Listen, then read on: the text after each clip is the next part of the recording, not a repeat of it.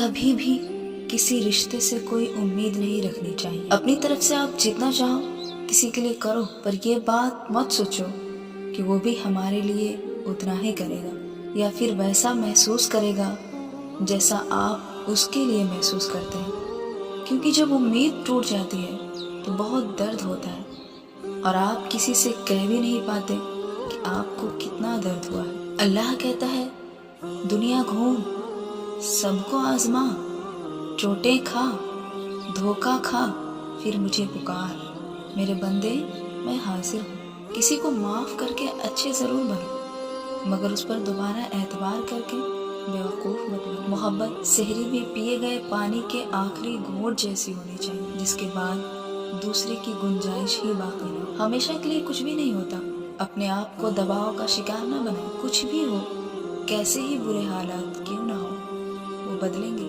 اور ضرور بدلیں گے۔